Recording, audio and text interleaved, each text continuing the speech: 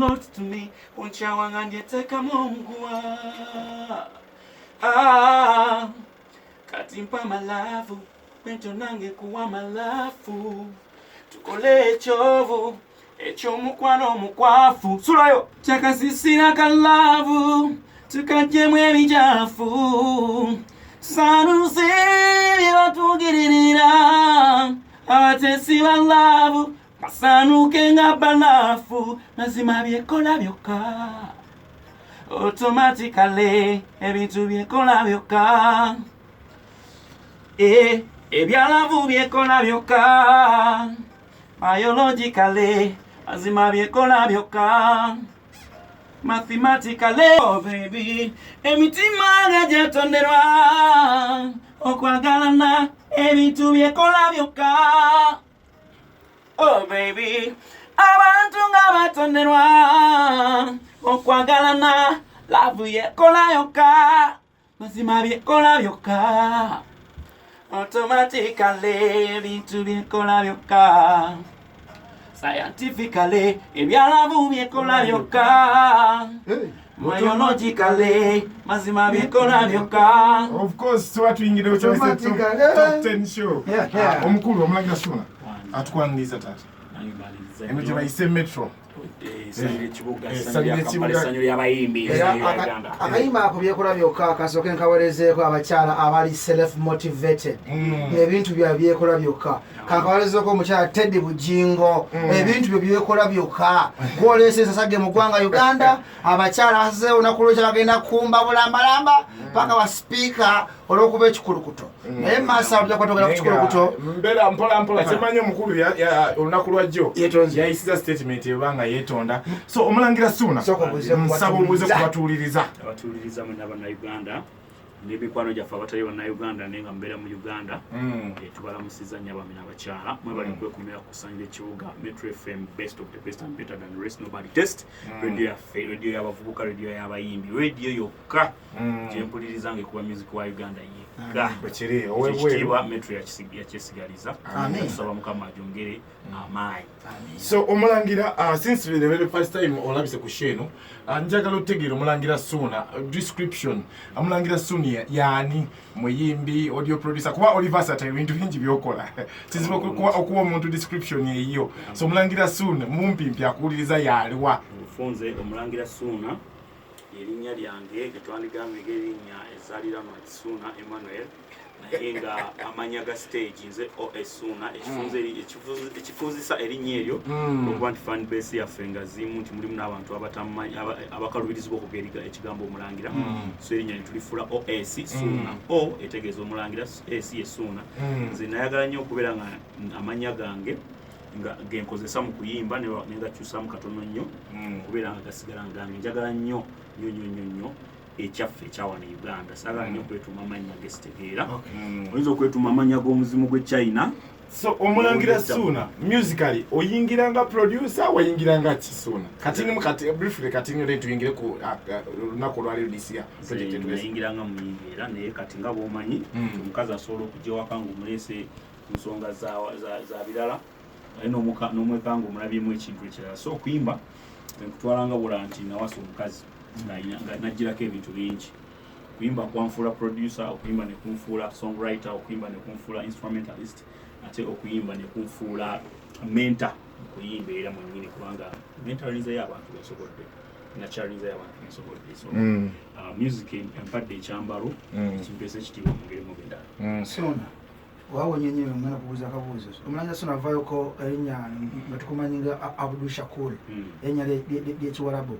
Wavudde n'ogamba tokyali Muwarabu, tekyali liryo era erinnya eryo.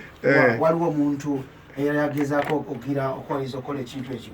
Essaawa zino tubuuza ku 90.8 ifumagala okumanya okyali Abdul Shakur Ssuuna oba erinnya twalivuddeko n'obusiraamu. Clear in the air. Bwekiri. Tutekuli atasuma. Kakati. Mubufunze nga sinagenda wala. Nabeerako omusiraamu emyaka egiiseko emabega. Nti era nasikirizibwa ng'omuntu yenna agenda okukola ekintu abaako inspiration oba abaako kituyita muse ojja okwagala okukola ekintu. So omukyala gwe nalina ebiseera ebyo yali mukyala musiraamu. 5 years back nandaga nansikiriza kubanga omuntu omwagalana osobola okuadopting embeera zo ayina adopting ezizo so nandaga nti obusiraamu si kibi nange ningakangezeeko nkibeeremu naye ne bwe nakibeeramu ate omukyala n'abeera nga yankyankala nnyo emyaka nemuzuulamu obubi kati bwe twayawukana nenkizuula nti nali seetaaga kusigalayo olw'ensonga esinga obukulu nti famire yange olwedde yali teyakibayinga ate nga bakadde bange bandi bubi nnyo naye abamu waliwo abayogedde ku networks gundi ku platforms ezenjawulo za internet nti ate kakati yali akola stunts nga akola bubadi naye sisuubira nti osobola okukola stunt osobola okukola publicity stunt for 5 years mutuufu eba esuuse weyandikomye because ekyo kiba kitakutuka kikyobugoba tosobola kubeera ngaokola stunt kuba nina bannange bemmanyi babeerako mubusiraamu bagendako mubusiraamu community amalayo wadde week tamalayo wiiki waliwo atamalayo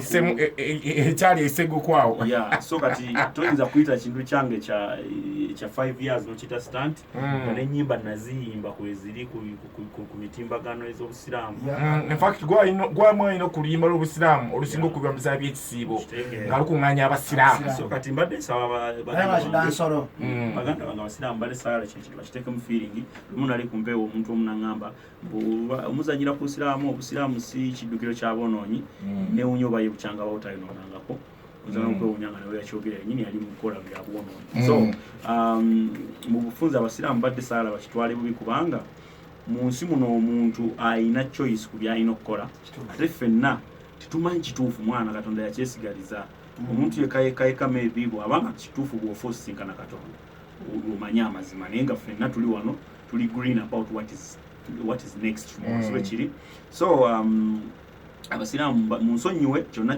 ekyabakosezza ku mbeera efaanana bwetyo neetonze naye nga mbadde mbasaba mukkirize sisobola ekintu omuntu yenna alina kuba n'obusiraamu bukyogerako nti ekintu kyewandisembye okukola mu nsi muno okulwanagana ne bazadde bo ekyo n'obusiraamu kikola kyogeraku katonyiza keera ku makya nga kulwana n'abazadde bo oba olwana na mikisa gyo gyansi ate era bw'okizuula bwe nakomawo eno ewaffe ebintu ne binkyukira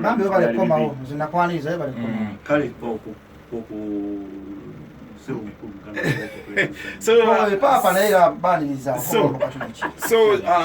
kati mu Sudan gojja okulembera ekitambiro ky'emmisa so sooner or taking a musical break kyekyatuukawo like you took a musical break n'owulira ngo bati tolabika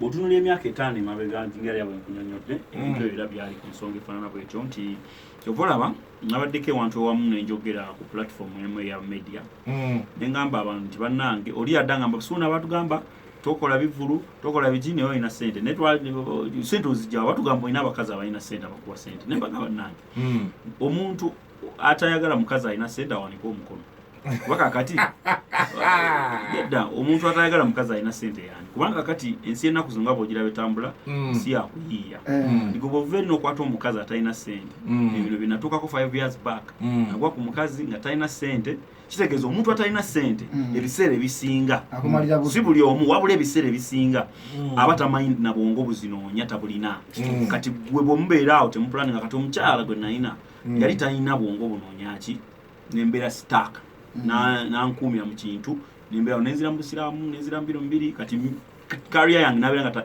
tasobola kumpa amagezi ate nga bagamba behind every successful man there has to be a very powerful woman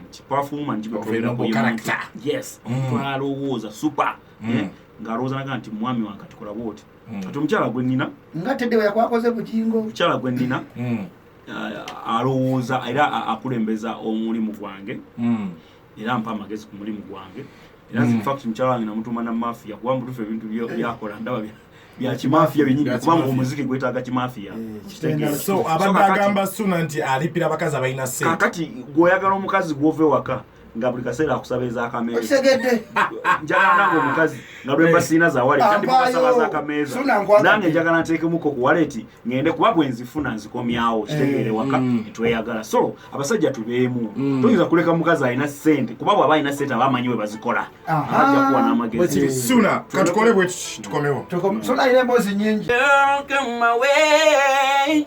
She's my everything, she give me everything.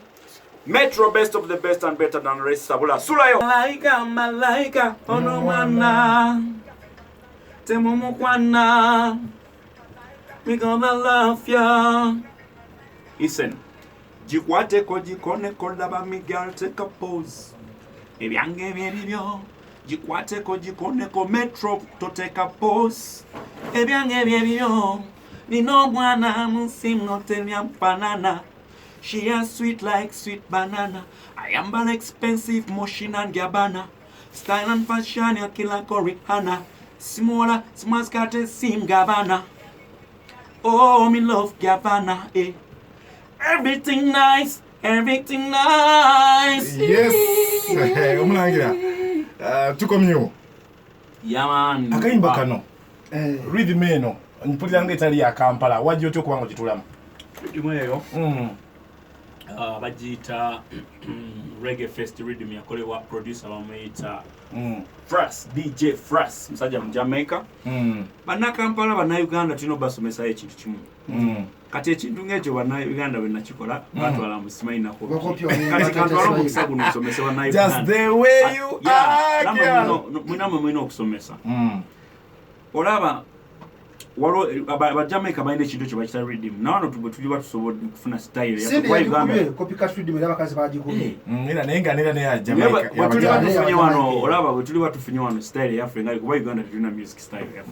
Engome nganda twazimpozi banandujja. Tuli batufunye yafe nafe tujja kubikola ebyo. Okola track n'ogitamba yimbi. Rights sigala na zone producer. Ajengana kwa kakati track nasaba rights.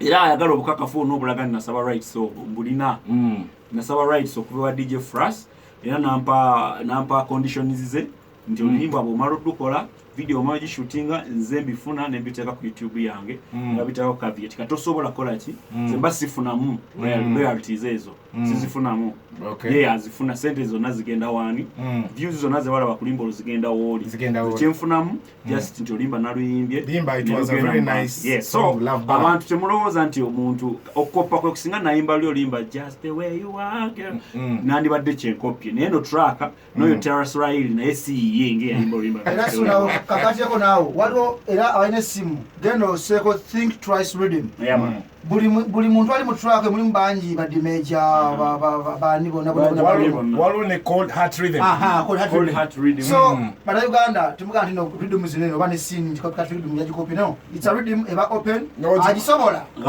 atanti kola ku media ezimu katola mwe musande mnyo muri inform muri bakabinyo mwami wakatola media platforms ezimu waliwo abasajja abamu abefulambu bategera music nenga baina wadde tondera amagezi adda ku bayimbi n'abavuma nadda ku yefulambu amanyinyo nayogera ebintu by'ekisiru abayimbi bakopa mu kifo kyogera nakwa research nagamba naye ono omwana lwaki yakoze ekintu bwekiti je lwaki rhythm oyo jagenda kulabanga eyo cold heart rhythm erina nyimba nga 15 kitegera nebo bavayo ku just kwogera ebintu by'ekisiru tebali informed kyokka ne babuzabuza industry affair ne babuzabuza abafanizi baffe atenga n'abafanizi baffe tebanaba kumanya so soon industry 2019 oyine nyimba meka nyimba ngakakadde ezakafulu masagala eziri mu studio tetujja zibala twalizi tejja kusobola kuba nyimba zonna ekyo bomanya nti kiyungu kijjudde abali betulinze bagambe leta naye nze nina enkola yange blood nze manyi nti it is only one song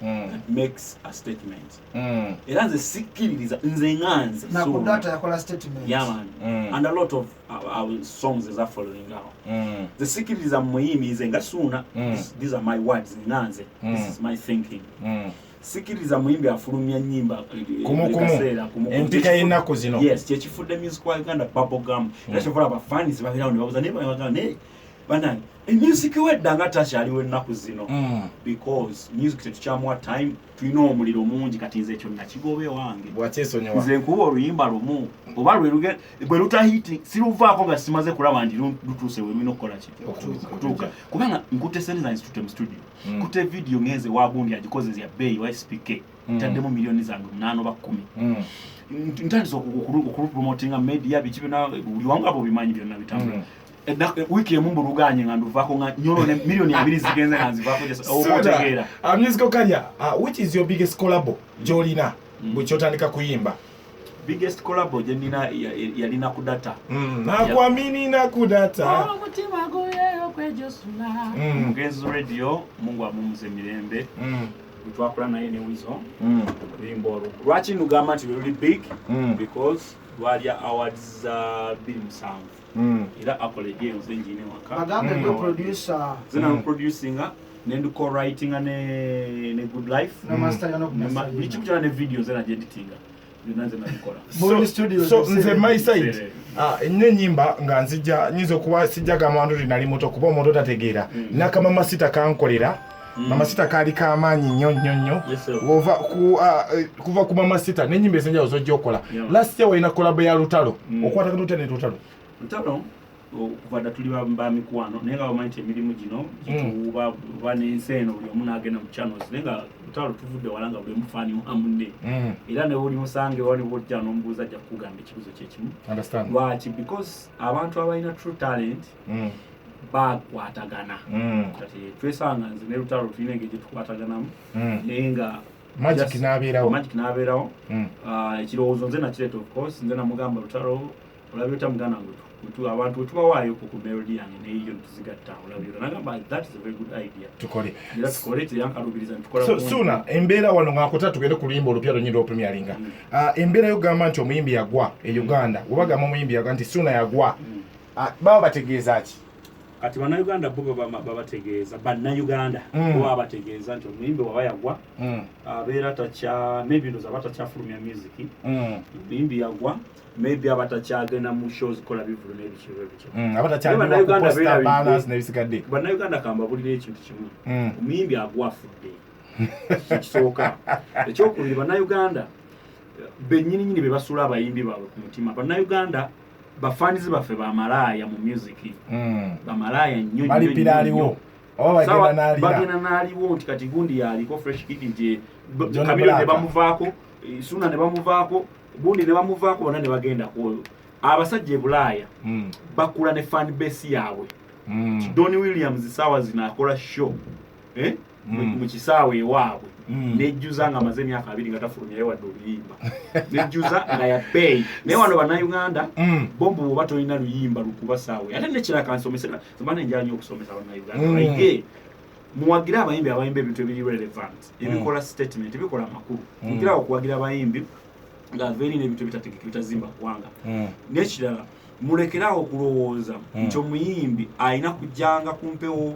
alina kujjanga ku bishona abaga kati kano ke kapya nga bwe mulwana okukola ebirala mulwane mugule ne smartphones kubaka tuli mu smartphone era tuli mu kyasa kya smartphones obeere ng'omuyimbi wo gamba nti Suna ku YouTube nolaba ebipya byayina bw'otabisangayo then munenyoga Suna ng'aludde naye tulusanga nga ndi mu motoka yange nywa amafuta wali tuli okumbuza akapya nga tokutte smartphone Suna nga tudduka 2019 wonna project empya olunaku lwaliro gy'oleese bagise batya Love you Jompa baby Emmala Zesagala mlala love you Jompa baby Emmala yes ani Emmala oluyimba luli kuki oluyimba luli ku love omuntu nga olina omuntu gwemwagalana naye nga muli contented nga buli omu ali contented edi munne ali comfortable edi munne nti kyonkolera kimmala oba ompa 10 oba onkwatako omulundi gumu mu mwezi oba onzaddemu abaana batonzaddeemu ze kyompa kikola ki oluyimba luno tuwuliramu omwana mwana Spice Diana mwana mwala w'embogoyo namukwaya wamuleeseemu onda n'oluyimba olulala lwe nalabye oba wamwandikire emabegako olina project ez'enjawulo nawandikira Rema project empya ya Rema tuli mu kwogerezegana ne manager bw'anaaba tukwataganye bulungi era njamu oluyimba olulala so akayimba Emmala ani mu audio producer mita Sabula Boss Bawa on the beat awo nyini rupi nange ninawo submission yange kayimbaako Emmala fine Sabula Boss CEO Big Bawa yakubya akayimba kano naye omukulu ono tumanyi is a producer akayimba kano nze ngaze mu Sudan on my own view nkawulirizaamu omukulu ava mu White House Music era mulimu omukulu Zandamani nkutumiddeko nnyo kimanyi kwali awuliriza Zander White baba so Suna akayimba kano mulimu omukono gw'omukulu ono production of course omuntu wobeera muyimbi ebijambiza mani so nga tudduka Suna Emmala ono ndooza video wakoze sebo video twagishootinze ne SPK Films SPK akolera nnyo ate SPK omulaba afite birungi ate Uganda ino omwana oyo ino mweyambisa nnyo industry ya Uganda kubanga omwana oyo alina fresh ideas ate nga ayagala film industry egende waggulu ku next level akola nnyo research nze nyanyo okolagana n'omuntu akola research ate SPK musajja awuliriza ideas nemukwasaganya ekintu kyova nti videos zankolera nungi nnyo nnyo nti abantu bazisiima Suna nga tudduka obubaka obusemba eri abantu benga nkutanira producer ne sim pan production agenda kugera kuze ku the summary agenda twabuze ku bantu kala kabisa Suna amande namuona ngambye anko ngambira omulangira Suna ayongere mu promotion talent ye likiriya manager achiwulidde bulungi nnyo tweyanziza amagezi Suna emala kakati emmala eyo nga tudduka Spice Dan of course binakoze naye audio twamkodde wa Sabula Boss Sabula Studio Records SPK ya shooting the video of course kyetusaba nti abantu mwagale music omuwomu bwatyo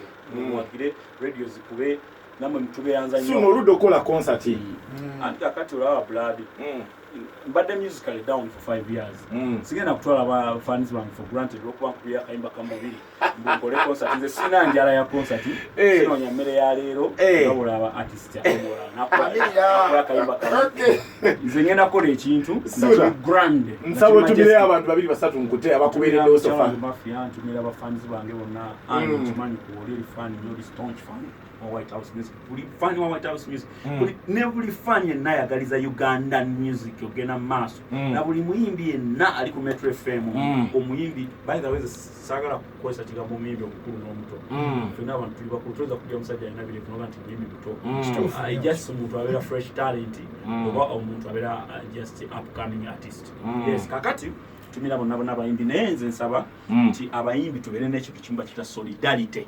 tukwatagane bwe tutakwatagana industry tugiryamu olukwe industry tugiryamu akanaana era olwaleero mbadde mbasaba tulina ekintu kyetuba tetwogeddeeko olwaleero akatalekeka njagala kubawa simu omusobola okureachingira White House Music. White House Music umbrella nene erimu ebintu bifaanana bwe biti tuwandikira abayimbi ennyimba tuyimba ku mikolo tuyimba ku shows tuyimba ku mbaga tuyimba ku kulumbe n'okufiira tobiyimba tuziyina ezo ennyimba naye tuyimba mu bisigadde byonna tuwandikira abayimbi ennyimba tubayigiriza ebivuga tubayigiriza production tubatereereza ennyimba zammwe tubayigiriza okuwandiika ennyimba ate tusobola n'okutubawa ne lectures omuntu okoze otya okubeera nga oyongerako step waggulu esimu yeeno 0750 0750 to beeping okuba bukubi 0750 64 66 94 0750 64 66 94 0750 to beepinga kubaleta business oye mulagira Suna kutubadde naye mpola katuyengere tulina mwana mulesi Samuel kidenne producer pan production na Simpan production agenda kubajja atubuzaako kuva wali nti baise shotgun music mpola studio yiye abantu bekiyaye aya